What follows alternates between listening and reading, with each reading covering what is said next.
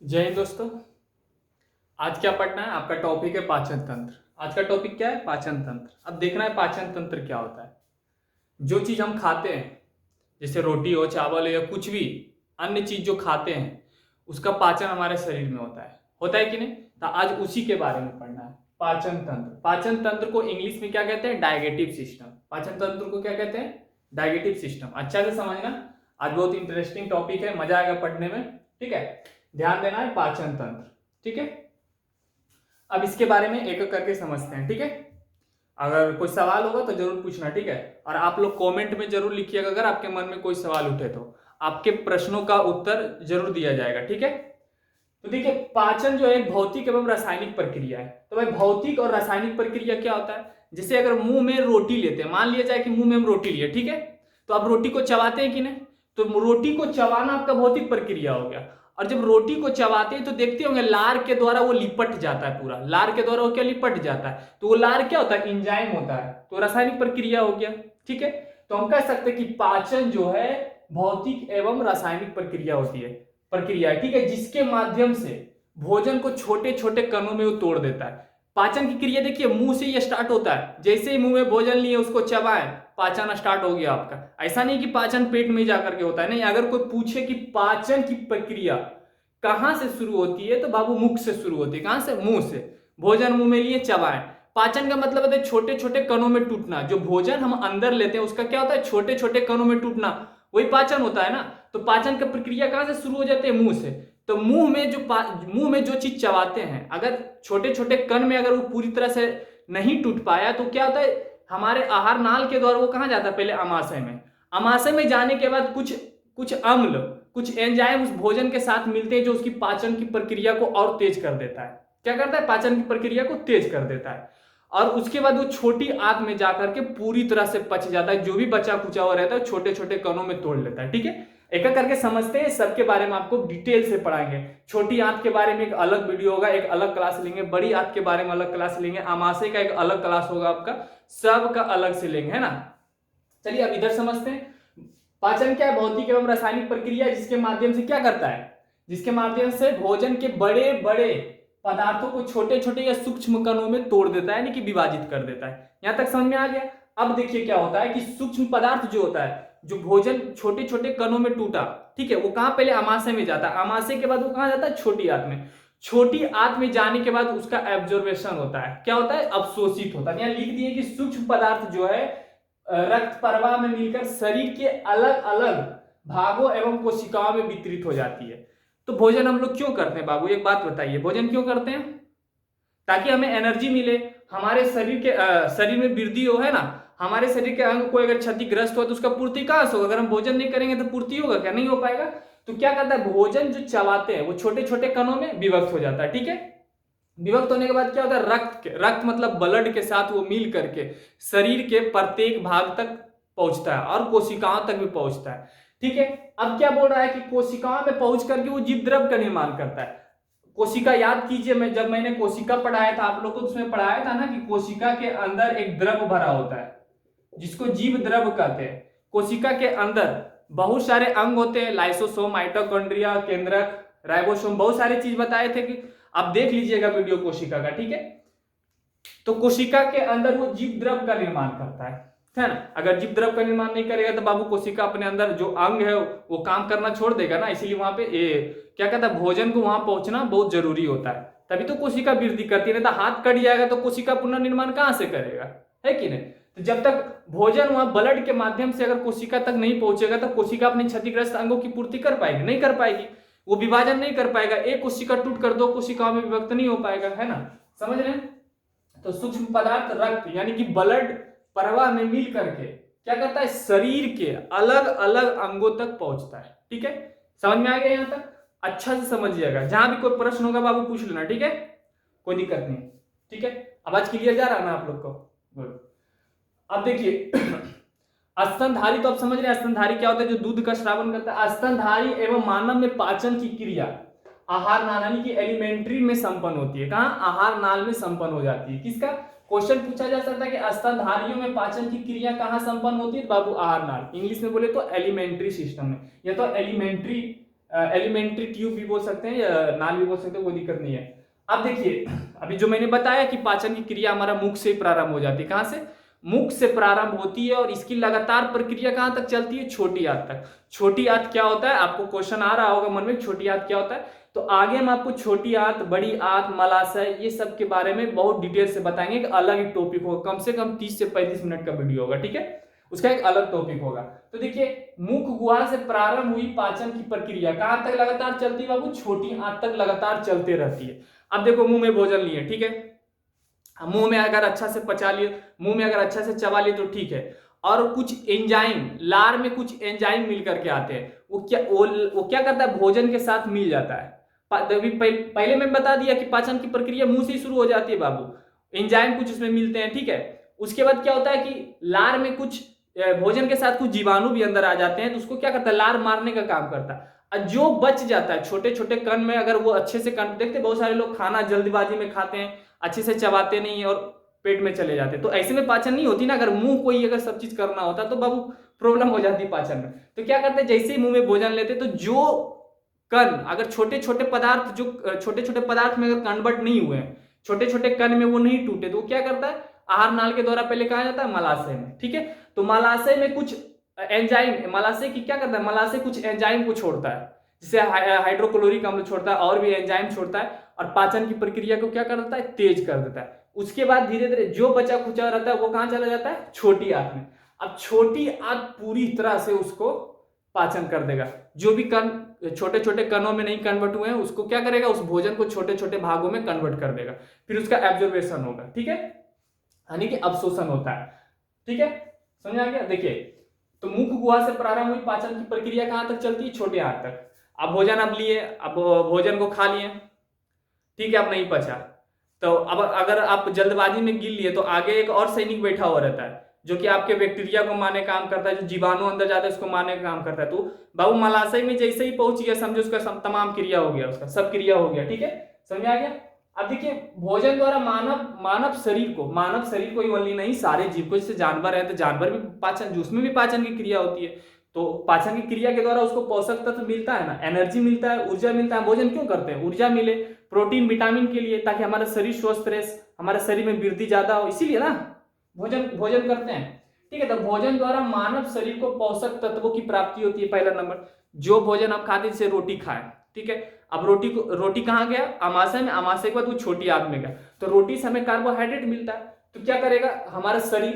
Carbohydrate को observe करेगा, क्योंकि कार्बोहाइड्रेट ग्लूकोज में कन्वर्ट होता है, और वही ग्लूकोज फिर हमें ऊर्जा के रूप में मिलती है। अगर अभी हमारे शरीर में ग्लूकोज नहीं बनता तो हम इतना बोल पाते? नहीं बोल पाते, क्योंकि हमारे शरीर में एनर्जी नहीं बनता। समझ में आ गया? तो भोजन द्वारा मानव शरीर को क्या होता है? पोषक तत्वों की प्राप्ति होती है। समझ में आ गया? और उसके बाद इन्हीं पोषक तत्वों से कोशिकाओं की मरम्मत, अभी पीछे बात किया मैंने कि अगर शरीर का कोई भी अंग कट जाता है तो देखते हैं कुछ समय के बाद पुनः ठीक हो जाता है। तो ठीक क्यों होता है बाबू? तो कोशिका क्या करता है? एक कोशिका टूट करके दो नई कोशिका का निर्माण कर लेता है, यानी कि विभाजन हो जाता है। तो अगर कोशिकाओं को एनर्जी नहीं मिलेगी, उसे पोषक तत्व नहीं मिलेगी, तो अपना वर्क वो कर पाएगा क्या? नहीं कर पाएगा ना। तो हम कह सकते कि भोजन के द्वारा मानव शरीर को पोषक तत्वों की प्राप्ति, और इन्हीं पोषक तत्वों से क्या होता है? कोशिकाओं की मरम्मत। अगर कोशिकाएं एक्टिव रहेगी तब ना बहुत सारे कोशिकाएं मिल करके उत्तक बनाएगा। पढ़ाया था ना मैंने सेल टॉपिक में कि बहुत सारे कोशिकाओं के मिलने से उत्तक का निर्माण होता है, और बहुत सारे उत्तकों के मिल करके शरीर का एक अंग बनता है ना, और बहुत सारे अंगों को मिल करके एक शरीर का निर्माण होता है। पढ़ाया था मैंने, देख लीजिएगा वीडियो, ठीक है। तो कोशिकाओं की मरम्मत, उत्तकों का निर्माण, जब कोशिकाएं हमारा एक्टिव रहेगा, अच्छा रहेगा, तभी तो बहुत सारी कोशिकाएं मिलकर के उत्तक बनाएगा, और बहुत सारे उत्तक मिलकर के क्या करता है? अंग बनाता है। बहुत सारे अंग मिलकर के एक शरीर का निर्माण होता है कि ना। फिर से भोजन द्वारा क्या करता है? मानव शरीर को पोषक तत्वों की प्राप्ति होती है, और इन्हीं पोषक तत्वों से क्या होता है? कोशिकाओं की मरम्मत, उत्तकों का निर्माण एवं शरीर के लिए ऊर्जा प्रदान करता है। समझ में आ गया? शरीर के लिए क्या करता है? ऊर्जा प्रदान करता है। जो भोजन खाते हैं, जैसे रोटी खाए, रोटी से हमको कोई मतलब नहीं है, रोटी अंदर गया, उसमें जो उसके अंदर जो रहता है, जैसे रोटी में कार्बोहाइड्रेट है, तो हमारा शरीर कार्बोहाइड्रेट का अवशोषण करेगा। रोटी से हमको कोई मतलब नहीं है। रोटी फिर वो जो अपशिष्ट पदार्थ बचते हैं, फिर वो वापिस मलाशय के द्वारा क्या होता है? बाहर चले आते हैं, ठीक है। भोजन द्वारा मानव को पोषक तत्वों की प्राप्ति, और इन्हीं पोषक तत्वों से क्या होता है? कोशिकाओं की मरम्मत, उत्तकों का निर्माण, एवं शरीर के लिए ऊर्जा प्रदान करता है। समझ में आ गया? ठीक है। अब देखिए बाबू, हमारे शरीर में जो पाचन है 5 चरणों में पूरा होता है। कितने चरणों में? 5 चरणों में। पहला है आपका इंजेक्शन, अंतर्ग्रहण। अब देखिए अंतर्ग्रहण क्या होता है? अंतर्ग्रहण भोजन ग्रहण करना। भोजन ग्रहण करना मतलब सबसे पहले मुंह में लेते हैं भोजन, कि डायरेक्ट पेट में ले लेते हैं, ऐसा नहीं होता है ना। तो भोजन कुछ भी हो, चावल हो या रोटी हो या फल ही खाते हो, तो सबसे पहले मुंह में लेते हैं। तो पहला स्टेज क्या है पाचन का बाबू? इंजेक्शन, मुंह में लेना। भोजन का मुंह में लेना क्या कहलाएगा? इंजेक्शन। इन पांचों के बारे में हम अलग से पढ़ाएंगे इसी टॉपिक में। अभी थोड़ा हम आपको बेसिक नॉलेज दे देते हैं इसके बारे में, ठीक है? अच्छा से देखिएगा, इंजेक्शन मतलब अंतर्ग्रहण, ये क्या करता है? भोजन ग्रहण करना, यानी कि मुंह में लेना, या लिख दिया मुंह में लेने की प्रक्रिया, ये क्या कहलाता है? इंजेक्शन। कोई दिक्कत आप लोग को? नहीं, बढ़िया से देखिएगा। दूसरा चरण है आपका पाचन का, दूसरा प्रक्रिया है डाइजेशन, मतलब पाचन। पाचन मतलब, पाचन किसको कहेंगे? भोजन का छोटे छोटे कण में कन्वर्ट होना ही तो पाचन है कि नहीं? तो प्रक्रिया मुंह में लिए, तो मुंह में पहले क्या करते हैं? दांतों के द्वारा चबाते हैं, और लार के द्वारा वो क्या होता है? मिक्स होता है, यानी कि पाचन की प्रक्रिया हमारा मुंह से ही स्टार्ट हो जाता है, ठीक है? तो दूसरा चरण क्या है पाचन का? डाइजेशन, यानी कि पाचन ये क्या होता है? भोजन को छोटे छोटे तत्वों में टूटना या तोड़ना, क्या कहलाता है? डाइजेशन कहलाता है। तीसरा है आपका अवशोषण, एब्जॉर्बेशन। ये क्या होता है? देखिए, अब भोजन को मुंह में लिए, उसको चबाएं, चबाने के बाद वो छोटे छोटे कणों में टूटा, है ना? टूटने के बाद क्या होता है कि उसके अंदर जो भी तत्व होते हैं, जो भी पोषक तत्व, जैसे या कार्बोहाइड्रेट हो या प्रोटीन हो या विटामिन हो। विटामिन का पाचन नहीं होता है बाबू, याद रखना। विटामिन इतना छोटा छोटा होता है कि उसको पाचन करने की जरूरत नहीं होती, डायरेक्ट एब्जॉर्ब कर लिया जाता है, ठीक है? प्रोटीन हो, कार्बोहाइड्रेट हो या वसा हो, जो भी हो, तो क्या करता है? एब्जॉर्बेशन, यानी सूक्ष्म तत्वों को, है ना, पोषक तत्वों को क्या करता है? शरीर उसको एब्जॉर्ब कर लेता है, अवशोषण कर लेता है, तभी जाकर के शरीर के विभिन्न भागों तक ऊर्जा पहुंच पाती है, ठीक है? तभी शरीर का मरम्मत होता है, कोशिकाओं का मरम्मत होता है। समझ में आ गया? गुड। तीसरा है आपका, देखिए एसिलिमेशन। क्या है? एसिलिमेशन, यानी कि स्वांगीकरण। अब ये देखिए क्या होता है। पहला भोजन क्या हुआ? भोजन का ग्रहण करना, मुंह में लेना, पहला प्रक्रिया हो गया, जो क्या कहलाता है? अंतर्ग्रहण। अंतर मतलब समझ रहे ना, अंदर लेना। तब भोजन सबसे पहले मुंह में लेते हैं ना, कि डायरेक्ट पेट में ही चला जाता है, नहीं, पहले मुंह में लेते हैं, ठीक है? उसके बाद दूसरा क्या बताया था? डाइजेशन, पाचन, यानी कि भोजन का छोटे छोटे कण में टूटना, ठीक है? अब छोटे छोटे कण में टूटा, फिर उसका एब्जॉर्बेशन होता है। उसके अंदर जो भी तत्व होते हैं, पोषक तत्व, जो हमारे शरीर के फायदेमंद होते हैं, हमारे शरीर के लिए क्या होता है? फायदेमंद, उसका क्या होता है? एब्जॉर्बेशन होता है ना, अवशोषण होता है, ठीक है? तो क्या कहलाएगा बाबू? अवशोषण। अब पोषक तत्वों का उपयोग ना, ठीक है, एब्जॉर्ब कर लिए। तो एब्जॉर्ब हमारा बॉडी क्यों करता है? हमारा शरीर पागल है क्या? नहीं है ना। तो कोई ना कोई कारण से एब्जॉर्ब करते हैं। एब्जॉर्ब इसलिए करते हैं, कार्बोहाइड्रेट का एब्जॉर्बेशन क्यों होता है? ताकि हमें वो कार्बोहाइड्रेट ग्लूकोज में कन्वर्ट हो, और वही ग्लूकोज फिर हमें ऊर्जा के रूप में मिलता है शरीर को। और जब ऊर्जा नहीं मिलेगा तो हम काम कैसे करेंगे? बोल नहीं पाएंगे, चल नहीं पाएंगे, कोई भी वर्क नहीं कर पाएंगे, अगर हमारे शरीर में एनर्जी की कमी हो जाएगी। तो अब भोजन का वो भोजन, ठीक है, छोटे छोटे कणों में टूट गया, अब हमारा बॉडी उसको एब्जॉर्ब कर लिया। तो एब्जॉर्ब क्यों किया? उपयोग लाने के लिए ना।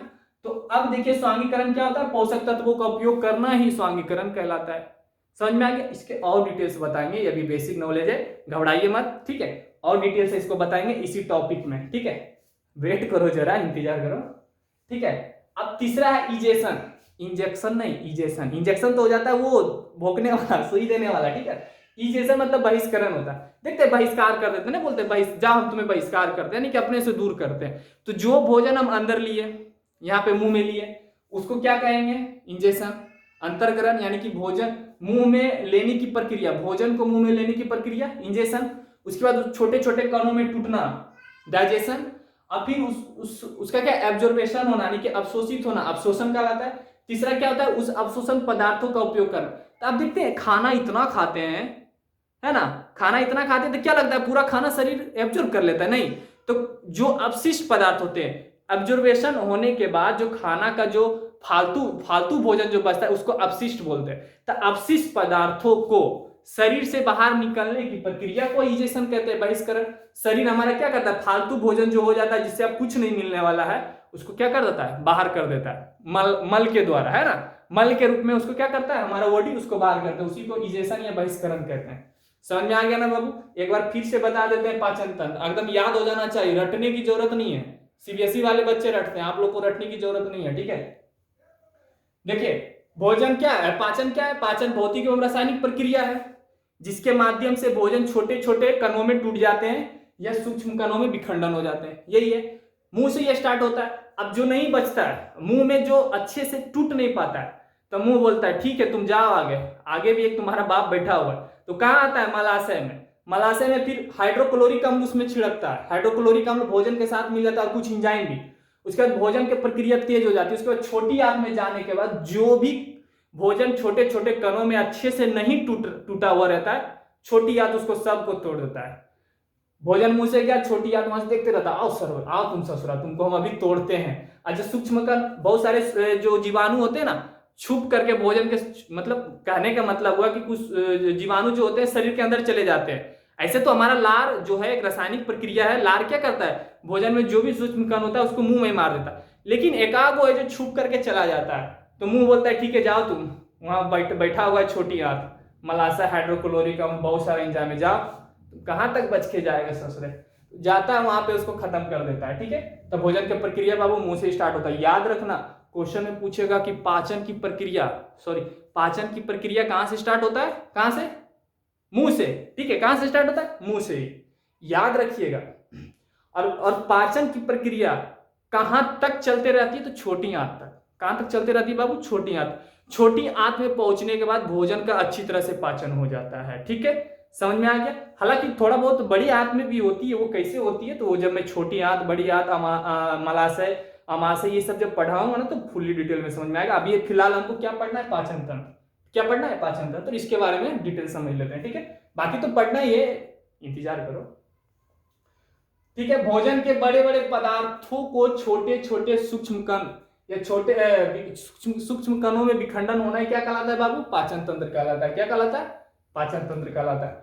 अब जो भोजन छोटे छोटे कणों में टूटा है ना, उसका फिर उसके बाद उसका एब्जॉर्बेशन होता है, अब्सॉर्प्शन होता है। अब्सॉर्प्शन होने के बाद वो सूक्ष्म पदार्थ क्या होता है? ब्लड यानी रक्त में मिल करके, यानी कि रक्त प्रवाह में, रक्त तो भाई घूमते रहता है ना, प्रवाह मतलब जो कंटिन्यू चल रहा है उसी को प्रवाह कहते हैं ना। तो क्या सूक्ष्म पदार्थ जो होते हैं ब्लड प्रवाह यानी कि रक्त प्रवाह में मिल करके शरीर के अलग अलग भागों में क्या करता है? पहुंचता है, एवं कोशिकाओं तक वो पहुंचता है। ठीक है, और कोशिकाओं में पहुंच करके वो क्या करता है? जीव द्रव का निर्माण करता है। कोशिका के अंदर बहुत सारे अंग होते हैं ना, कोशिका अपना सारा वर्क खुद कर लेता है। उसको भाई जीव द्रव तो चाहिए, उसको भी तो एनर्जी चाहिए ना। एनर्जी कहां से मिलेगी? हमारे शरीर से, वो बाहर से तो नहीं ले पाएगा ना। भले उसके शरीर में अंग होता है, जैसे माइटोकॉन्ड्रिया है, वो क्या करता है? उसे ऊर्जा गृह कहते हैं। तो शरीर के अंदर जो भोजन ब्लड में जो प्रवाह रहता है ना, माइटोकॉन्ड्रिया फटाफट उसको खींच के अपने अंदर लेता है, अपने कोशिकाओं में वो एब्जॉर्ब कर लेता है माइटोकॉन्ड्रिया। ये उसका काम होता है ना। सेल पढ़ लीजिए, अच्छा समझ में आ जाएगा। स्तनधारियों में, मानव में पाचन की प्रक्रिया कहां? आहार नाल, एलिमेंट्री में ही संपन्न होता है। ठीक है, अब देखिए जो मैंने बताया वो यहाँ पे लिख भी दिया हूं, पहले मैं बाद में लिखा हूं, सॉरी, इसको स्टार्टिंग में लिखना चाहिए था। मुख गुहा से प्रारंभ हुई पाचन की प्रक्रिया लगातार कहां तक चलती है? छोटी आंत तक चलती है। पाचन की प्रक्रिया कहां से स्टार्ट होती है बबुआ? तो मुख से। और कहां तक लगातार चलती है? छोटी आंत तक चलती है। छोटी आंत में पाचन की क्रिया पूरी तरह से संपन्न हो जाती है।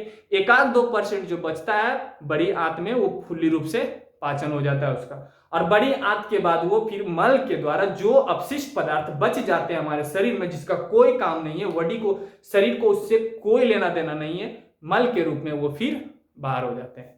समझ में आ गया बाबुआ? जिसको इजेशन प्रक्रिया कहते हैं। क्या कहते हैं? बहिष्करण।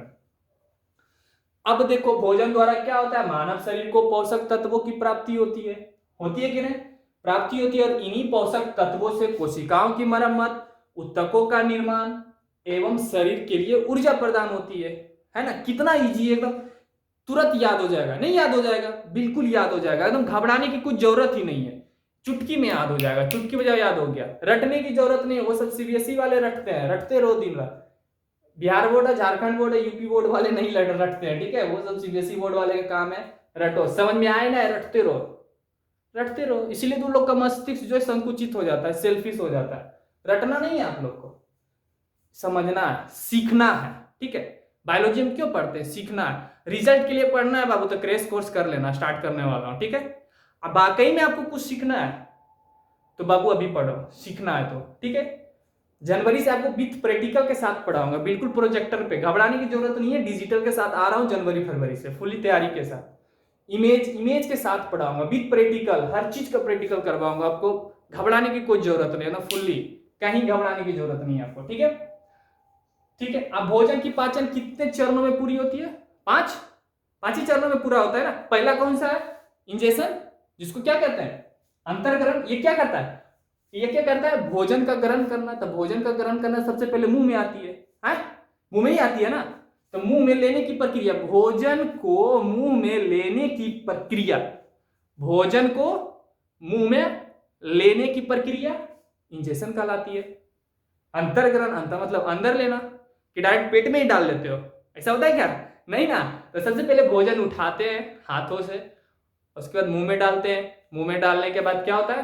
दांतों के द्वारा उसे चबाया जाता है, छोटे छोटे कणों में विखंडन किया जाता है, विभक्त किया जाता है, वो पाचन कहलाता है। पाचन क्या होगा? डाइजेशन किसको कहेंगे? तो भोजन का छोटे छोटे तत्वों में टूटना डाइजेशन है। भोजन का छोटे छोटे तत्वों में टूटना क्या हो गया? डाइजेशन हो गया। 2 चरण आपका कंप्लीट हो गया। मुंह में लेने की प्रक्रिया इजेशन, सॉरी इंजेशन, इजेशन नहीं, इजेशन लास्ट में, ठीक है। इंजेशन मुंह में लेने की प्रक्रिया, फिर दांतों द्वारा उसे छोटे छोटे तत्वों में तोड़ता है, छोटे छोटे कणों में तोड़ देता है। जो जो बच जाता है वो फिर छोटी अमाशय में जाकर फुली रूप से टूट जाता है, फिर उसका एब्जॉर्प्शन हो जाता है, ठीक है। अब देखिए भोजन मान लो टूट गया, छोटी आंत तक टूट गया, ठीक है, छोटी आंत तक जाते जाते पूरी तरह से टूट गया। तो टूट गया तो भाई उसके अंदर जो कार्बोहाइड्रेट है, प्रोटीन है, उसका एब्जॉर्प्शन तो होना चाहिए ना। तो एब्जॉर्प्शन, सूक्ष्म पोषक तत्वों का शरीर में अवशोषण करवाना, ये क्या कहता है? अवशोषण, एब्जॉर्प्शन, अवशोषित होना ही एब्जॉर्प्शन, ठीक है। तीसरा है आपका स्वांगीकरण। अब जो बॉडी हमारा जो एब्जॉर्ब किया, तो भाई हमारे एब्जॉर्ब किया कोई काम के लिए ना, तो उसको उपयोग में लाने की प्रक्रिया स्वांगीकरण कहलाते हैं। पोषक तत्वों का उपयोग होना है, हमारे बॉडी में उपयोग होना है, स्वांगीकरण।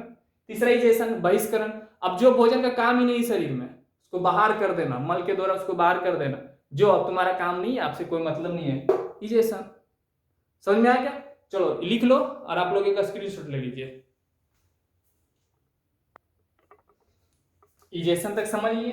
अब आगे आपको ये जानना है कि कौन से भोजन से हमें क्या क्या मिलता है, थोड़ा इसके बारे में जान लेते हैं, ठीक है। इसके बाद फिर मैं आगे आपकी चर्चा करेंगे अगले भाग में, ठीक है।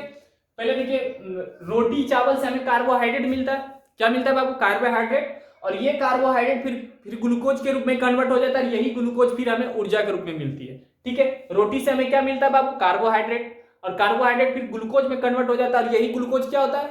ऊर्जा के रूप में हमारे बॉडी को मिलता है, तभी तो हम वर्क कर पाते हैं, ठीक है। तो कार्बोहाइड्रेट, अब देखिए ये जो ये जो है ना, ये हमारे शरीर को बहुत जल्दी मिल जाता है, खाएं और कुछ समय के बाद ये ऊर्जा के रूप में परिवर्तित हो जाते हैं। लेकिन कुछ भोजन ऐसे हैं कि 2-3 प्रक्रिया के बाद हमारे शरीर को एनर्जी देता है, ठीक है। अब देखते होंगे कि जब लोग कोई थक करके आते हैं तो पानी में घोल करके, चीनी घोल करके उसे पिलाते हैं। तो देखो जो मीठा चीज जो होता है, अगर उसको पानी में घोल दिए तो पानी तो बाबू सीधे एब्जॉर्ब कर लिए जाते हैं, तो चीनी उसमें घुल जाता है, इतने छोटे छोटे कण में घुल जाते हैं कि चीनी का पाचन करने की जरूरत नहीं पड़ती है हमारे पेट को, है ना, हमारे छोटी आंत को। तो क्या करता है? सीधे एब्जॉर्ब कर लिया जाता है, तुरंत हमारे बॉडी को एनर्जी मिल जाती है। इसीलिए कोई लोग जब थके हुए आते हैं या घर में देखते हैं कोई मेहमान आते हैं तो पहले क्या करते हैं? दही, चीनी, पानी घोल करके उनको पिलाते हैं, ताकि अगर वो थक करके आए उनको थोड़ा एनर्जी मिल जाए और उनको थोड़ा रिलैक्स आ जाए, ठीक है ना।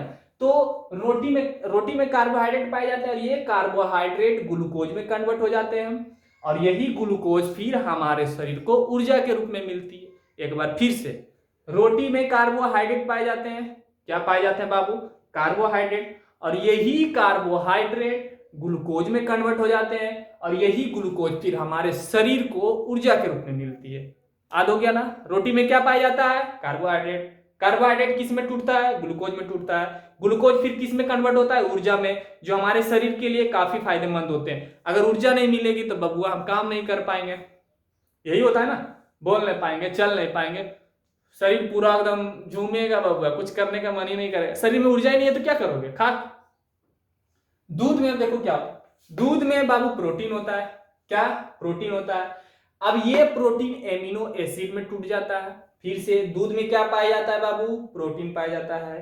वो प्रोटीन किस में टूटता है? एमिनो एसिड में टूटता है। वही एमिनो एसिड हमारे शरीर में वृद्धि, विकास और कोशिकाओं की मरम्मत में सहायता करता है। फिर से दूध में क्या पाया जाता है? एकदम याद हो जाना चाहिए, बता दे रहा हूं, अगला दिन पूछ लूंगा मैं। फिर से दूध में क्या पाया जाता है? प्रोटीन। प्रोटीन किस में टूटता है? एमिनो एसिड में टूटता है। प्रोटीन किस में टूटता है? एमिनो एसिड में टूटता है। और ये एमिनो एसिड फिर हमारे बॉडी के वृद्धि, यानी कि शरीर के वृद्धि, विकास और कोशिकाओं की मरम्मत में सहायता करता है, यही ना प्रोटीन। और रोटी में क्या पाया जाता है? कार्बोहाइड्रेट। और ये कार्बोहाइड्रेट फिर किस में कन्वर्ट होता है? ग्लूकोज में। और ये ग्लूकोज फिर हमारे शरीर में ऊर्जा के रूप में परिवर्तित हो जाता है। याद हो गया? भूलना नहीं कभी, बता दे रहा हूं। तीसरा है तेल। तेल में वसा पाया जाता है, घी वगैरह में है वसा। ये वसा क्या होता है? ये एक पोषक तत्व है। ये वसा ऑयल में, तेल में पहले वसा पाया जाता है, याद रखना, घी में वसा पाया जाता है। ये वसा फैटी एसिड में टूटता है, सूक्ष्म पोषक तत्व, ठीक है ना। फिर ये फैटी एसिड ऊर्जा। देखो अब रोटी जो है कार्बोहाइड्रेट, कार्बोहाइड्रेट के बाद ग्लूकोज में टूटा और तुरंत हम एनर्जी के रूप में ये परिवर्तित हो जाता है। देखते खाना, भूख जब लगती है तो कुछ करने का मन नहीं करता, लेकिन वही चावल या रोटी खा लेते हैं, खाते के साथ अब काम करने लग जाते हैं। इसका मतलब है कि बहुत जल्दी हमारे शरीर में टूट करके ऊर्जा दे देती है। लेकिन बबुआ ये जो है दूध, ये जो दूध हो गया, ऑयल हो गया, कुछ समय के बाद वर्क करती है, कुछ समय के बाद हमें ऊर्जा देती है। ऐसा बात नहीं कि नहीं देती है, देती है। अब ये जो है ऑयल फैट है, वसा है, वो उसमें वसा रहता है, ये वसा फैटी एसिड में कन्वर्ट होता है और ये फैटी एसिड फिर ऊर्जा के रूप में परिवर्तित। तो इसमें थोड़ा ज्यादा प्रक्रिया लगती है। ऐसा नहीं कि अब घी खा लिया तो सोचिएगा तुरंत काम करने लग जाएंगे, तो नहीं होगा। उसके लिए तुमको रोटी चावल खाना पड़ेगा बबुआ, तुरंत ही दे देता है ऊर्जा, तुरंत एकदम। खाते जाइए, ऊर्जा के रूप में टूटते जा रहा है वो फटाफट, देरी नहीं लगेगा। ऐसा नहीं कि खाएं अब 2 घंटा तक इंतजार करेंगे कब कार्बोहाइड्रेट ग्लूकोज में चेंज होगा, कब फिर वो ऊर्जा के रूप में परिवर्तित होगा, तब काम करेंगे। ऐसा नहीं है, खाते जाइए, वो अपना काम करते रहेगा, ऊर्जा मिल जाएगा आपको, कोनो दिक्कत नहीं है ना। इसलिए देखते हैं लोग सुबह सुबह पहले नाश्ता कर लेते हैं रोटी, ताकि एनर्जी मिल जाए, कुछ देर तक वो वर्क कर पाते, फिर वो भोजन करते हैं। ऐसा ही होता है ना, नाश्ता के टाइम में वो लोग रोटी खा लेते हैं, जो लोग प्रत्येक दिन नाश्ता करते हैं। दूध, प्रोटीन, दूध में प्रोटीन पाया जाता है। प्रोटीन किसमें टूटता है? पहले एमिनो एसिड में। प्रोटीन के बारे में भी हम पढ़ाएंगे अलग से, प्रोटीन का एक अलग टॉपिक होगा एकदम, एक क्लास ओनली प्रोटीन का। विटामिन का एक टॉपिक, वसा का एक टॉपिक, ठीक है। ग्लूकोज और कार्बोहाइड्रेट का बिल्कुल अलग से पढ़ाएंगे, एक टॉपिक इसका अलग रहेगा। घबराने की जरूरत नहीं है, सीखना है, सीखना है एकदम। ओनली रिजल्ट के लिए नहीं पढ़ना है बाबू, सीखने के लिए पढ़ना है। सीखा हुआ चीज सब दिन काम देगा, ठीक है, सीखा हुआ चीज सब दिन काम देगा। ऐसे नौकरी लेना है तो बाबू कंपटीशन अगर तैयारी करो, शॉर्टकट में पढ़ लो, कोई दिक्कत नहीं है। लेकिन सीखना है तभी मेरे पास आओ, नहीं सीखना है तो मत आओ, ठीक है। ऑयल से हमें फैट एसिड मिलता है, फैटी एसिड, और फैटी एसिड फिर ऊर्जा के रूप में। अब देखते हैं जब हमें भूख लगती है तो कभी कभी टाइम से खाना नहीं मिलता है तो क्या मर जाते हैं लोग? नहीं ना, वर्क करते रह जाते हैं, नहीं करते रह जाते हैं। तो कुछ वसा जो है हमारी बॉडी एब्जॉर्ब करके रखता है, ताकि इमरजेंसी आपातकाल में उसे फिर शरीर हमारा उसी से वो अपना काम चला लेती है, ठीक है। समझ में आ गया? चलिए इसका अब आगे देखिए। पाचन की क्रिया में मैंने अभी बताया था, पाचन की क्रिया 5 चरणों में पूरा होता है, लेकिन पाचन की क्रिया में 3 सबसे महत्वपूर्ण इंजाइम होता है। ये 3 इंजाइम पाचन की क्रिया में जबरदस्त वर्क करती है। पहला है एमाइलोज, ये इसको 2 नाम से जानते हैं, एमाइलोक्सिन से। ये क्या करता है? कार्बोहाइड्रेट को, अगर ये इंजाइम नहीं रहेगा बबुआ तो देखो ये यहीं से स्टार्ट हो जाता है पाचन की प्रक्रिया, मुंह से ये स्टार्ट हो जाती है लारों के द्वारा। अब देखो लार में कौन कौन सा एंजाइम पाए जाते हैं, सब बढ़िया से पढ़ाएंगे, एकदम इम्तिनान से रहिए आप लोग, कोई भी टॉपिक नहीं छूटेगा, जहां तहां आपको ज्यादा ही बताएंगे, बिल्कुल घबराने की जरूरत नहीं है आपको, ठीक है, सब हम बताएंगे। पाचन की क्रिया में 3 सबसे महत्वपूर्ण एंजाइम होते हैं, कौन कौन होते हैं? सबसे पहला एमाइलेज, इसका काम क्या होता है? कार्बोहाइड्रेट को ग्लूकोज में तोड़ना। ऐसे ही टूट जाएगा, ये पेट में गया टूट जाएगा। अरे बबुआ, पेट में जाने के बाद भोजन के साथ क्या मिलेगा? एंजाइम मिलेगा। हाइड्रोक्लोरिक अम्ल का काम, हाइड्रोक्लोरिक का काम होता है कि पाचन को तेज कर देना, पाचन को तेज कर देना, यानी तेजी से वो करता है, यानी कि जो ये सब जो एंजाइम होता है ना, वो काम जल्दी जल्दी कर लेता है। नहीं समझो कि हाइड्रोक्लोरिक जो होता है HCl थोड़ा ऊर्जा दे देता है एंजाइम को, जाओ जल्दी जल्दी काम करो, शरीर को जरूरत है ऊर्जा का। हाइड्रोक्लोरिक अम्ल खाली पाचन की प्रक्रिया तेज कर देती है, बस उतना काम होता है। लेकिन मुख्य तो बाबू आपका एंजाइम होता है। क्या होता है? एंजाइम होता है। एंजाइम क्या है? कौन सा ग्रंथि है बबुआ बता तो, पिछला क्लास में पढ़ा है तुम लोग। कौन सा ग्रंथि है? अंतःस्रावी है या बहिर्स्रावी है? कौन सा है? खाक होके बैठ गया, ठीक है, लेता हूं क्लास ठीक से। पाचन की क्रिया में 3 सबसे महत्वपूर्ण एंजाइम होते हैं, एमाइलोज, है ना। ये क्या करता है? कार्बोहाइड्रेट, यानी कि कार्बोहाइड्रेट मतलब स्टार्च, उसको क्या करता है? ग्लूकोज में तोड़ने का काम करता है। ये ग्लूकोज फिर हमें ऊर्जा के रूप में मिल जाता है। कितना इजी यार, कुछ है इसमें, पाचन तंत्र कुछ है, कुछ नहीं है, तुरंत याद हो जाएगा। पाचन कितने चरणों में पूरा होती है? तो 5। पाचन की प्रक्रिया में 3 सबसे महत्वपूर्ण कौन कौन सा एंजाइम है? एमाइलेज, लाइपेज, और दूसरा आपका क्या है? प्रोटोज होगा शायद, हाँ यहाँ मैंने प्रोटीन लिख दिया गलती से, प्रोटोज होगा, ठीक है। 3 एंजाइम है। एमाइलेज का काम क्या है? कार्बोहाइड्रेट को ग्लूकोज में तोड़ना, ठीक है। इसके बाद लाइपेज, ये क्या करता है? फैटी एसिड, वसा को फैटी एसिड में कन्वर्ट करता है या ग्लिसरॉल में, उसके बाद वो वसीय अम्ल के रूप में कन्वर्ट हो जाता है, फिर हमें ऊर्जा के रूप में वो मिलता है। तीसरा है आपका प्रोटोज, ये क्या करता है? प्रोटीन को पचाने का काम करता है। प्रोटीन को फिर ये क्या करता है? एमिनो एसिड में तोड़ता है, फिर यही एमिनो एसिड हमारे बॉडी को वृद्धि, विकास और कोशिकाओं की मरम्मत में सहायता करता है। समझ में आया कि नहीं आया? एक बार फिर से रिपीट करवा देता हूं। रोटी से कार्बोहाइड्रेट मिलता है, ये कार्बोहाइड्रेट ग्लूकोज में टूट करके हमें ऊर्जा के रूप में मिलती है। दूध में बबुआ प्रोटीन पाया जाता है, ये प्रोटीन पहले एमिनो एसिड में टूटता है, फिर एमिनो एसिड टूटने के बाद ये हमारे शरीर में वृद्धि, विकास और कोशिकाओं की मरम्मत में सहायता करता है। कोई दिक्कत नहीं ना? ऑयल में फैट, वसा पाया जाता है, ये फैटी एसिड में पहले टूटता है, उसके बाद फिर ये ऊर्जा के रूप में हमें मिलता है। एक चीज और, मिनरल्स और विटामिन जो होते हैं बबुआ, इसका पाचन हमारे बॉडी में नहीं होता, इसका पाचन हमारे शरीर में नहीं होता। काहे नहीं होता? कार्बोहाइड्रेट पच रहा है, ग्लूकोज कन्वर्ट हो रहा है ऊर्जा में, प्रोटीन का पाचन हो रहा है, वसा का पाचन हो रहा है, तो मिनरल्स और विटामिन काहे नहीं पचेगा? रे तुम बताओ लड़के, देखो काहे नहीं पचता? काहे कि ये जो है इतना छोटा होता है कि इसको पचाने की जरूरत ही नहीं पड़ता है, इसको छोटे छोटे टुकड़ों में कन्वर्ट करने की जरूरत ही नहीं पड़ती। इतना छोटा होता है कि शरीर में जाते के साथ इसका एब्जॉर्बेशन हो जाता है, अवशोषित कर लिए जाते हैं। मैंने लिख दिया यहाँ पे अपने भाषा में, ये सूक्ष्म पोषक तत्व होते हैं, इतना छोटा होता है, रोटी के जैसा मोटा नहीं होता, उसको दांतों के द्वारा पहले चबा, फिर छोटी आंत उसको कन्वर्ट करेगा, छोटे छोटे कन्वर्ट, उसके बाद उसका एब्जॉर्बेशन होगा। ऐसा विटामिन और मिनरल्स में नहीं होता, इतना छोटा होता है कि शरीर में जाते के साथ एब्जॉर्बेशन, अवशोषित कर लिए जाते हैं, है ना, शरीर में सीधे अवशोषित कर लेती है। समझ में आ गया? इसका बॉडी क्या करता है? विटामिन और मिनरल्स को सीधे अवशोषित, इसका पाचन नहीं होता। एक चीज में और जान लो बबुआ, अगर हम ज्यादा वसा शरीर में ले लेते हैं तो वसा क्या होता है? एक जगह बॉडी में जाके क्या होता है? जमा हो जाता है। क्या करता है? वो लीवर उसको एब्जॉर्ब करके रखता है टेम्पोररी के लिए। लेकिन अगर विटामिन हमारे शरीर को 15% की जरूरत है, अभी अगर आपने 20% प्रोटीन यूज कर लिया तो बबुआ हमारे शरीर को 15% की भी विटामिन की जरूरत है। अब 5% आप ज्यादा ले लिए तो शरीर को जितना विटामिन की जरूरत होगा ना उतना ही लेगा। ऐसा नहीं कि हमारे शरीर को 15% विटामिन की जरूरत है और 40-45% विटामिन ले लिए तो 15% ही हमारा शरीर उसको एब्जॉर्ब करेगा, बाकी बात सब बाहर हो जाएगा, शरीर से बाहर बहिष्कार कर देता है उसको। विटामिन को ऐसा करता है, इसीलिए विटामिन ऐसा नहीं कि रोज विटामिन खाओ, रोज विटामिन कोई फायदा नहीं होने वाला है। शरीर को भी 15% की जरूरत है, प्रत्येक दिन यूज कर रहे हो, बाहर चला जाएगा, कोई फायदा नहीं है ना। अब देखिए मिनरल्स और विटामिन का पाचन नहीं होता, कहा है ये सूक्ष्म कण होते हैं, इतना सूक्ष्म कण होते हैं कि इसको तोड़ने की जरूरत नहीं होता, इसको छोटे छोटे कण में तोड़ने की जरूरत नहीं होता, सीधे बॉडी इसका एब्जॉर्ब कर लेता है। बॉडी इसको क्या करता है? एब्जॉर्ब कर लेता है। समझ आएगा? पाचन की क्रिया में 3 सबसे महत्वपूर्ण एंजाइम होते हैं। कौन कौन सा? Amylose, lipase, प्रोटोज। एमाइलोज का काम क्या होता है? कार्बोहाइड्रेट को ग्लूकोज में तोड़ना। लाइपेज का काम क्या होता है? वसा को फैटी एसिड में तोड़ना, फिर फैटी एसिड ग्लिसरेल या फिर वो ऊर्जा के रूप में परिवर्तित हो जाता है। तीसरा आपका प्रोटोज